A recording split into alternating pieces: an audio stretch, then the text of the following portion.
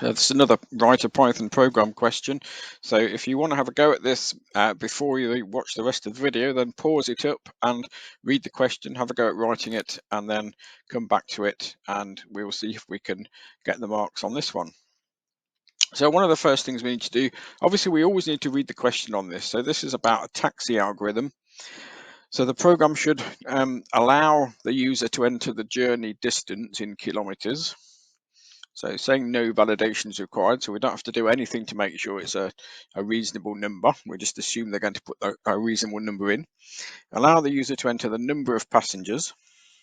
Again, we don't need to validate it, and then we need to do some calculating based upon this. So the first thing we can do is to just get the data, because we're going to need to get this from the user. So as ever, meaningful variable names, correct syntax and indentations, etc. gets us some extra design marks.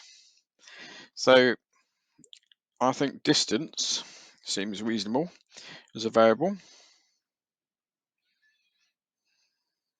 And we probably want to use integer to input this.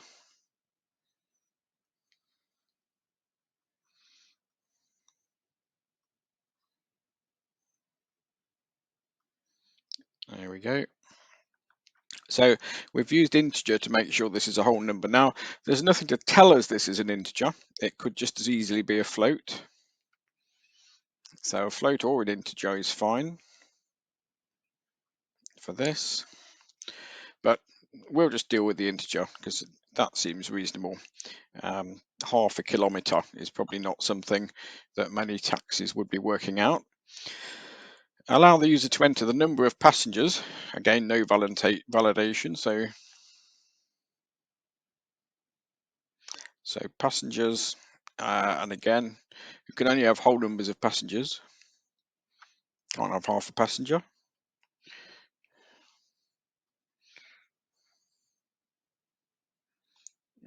Just about fit that in. So we've got our two inputs. So again, you might want to pause and make sure you've got that bit right, and then go on and think about the rest of this to do the calculation. So we're going to calculate the fare by charging £2 for every passenger. Doesn't matter how far they go. So we could do that bit first, I guess. So we could call it something like fare equals passengers times it's 2 that we're going to be putting in there.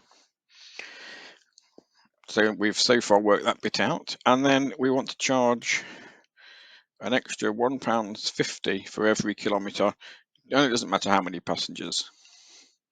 So we can say fare equals itself plus distance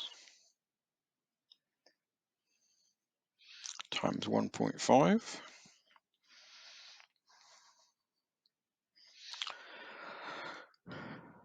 And we've worked out the fare now. We've got the fare as far as we need it, just there. We just need to output the final taxi fare, so we're just going to print it. Let's say the fare is fare, and we've printed it out. So we printed out the fare, and we should have finished that little program there. Not seeing anything else to do on that. So we've got the distance, we got the passengers, we worked out the first bit of the fare by timesing by 2, and then we added on the distance times 1.5 and worked it out, and we printed it out. So that's the end of this particular one. Marks for this one. So there are 7 marks available for this. So the first marks are for design. So our design marks are for correct variable names. So variable names. So we've got distance and passengers and fare, which seems reasonable to me. Distance, how far we're going, how many passengers, fare. We could have used cost for that. Could have used no passengers or number of passengers or distance, km, or anything like that that have been useful. So variable names is 1 mark. And then correct data types is the second. So correct data types, that's because we've used this integer correctly here. It gives us a mark. And here we could have used float for this one for distance, but it has to be integer for passengers. So I've just stuck with integer. It's easy to think about. So then we get a mark for entering, a mark for entering each one actually. We get a mark for working out that the fare is passengers times 2. We get a mark for working out that the fare is then the distance times 1.5, and for printing out the correct fare.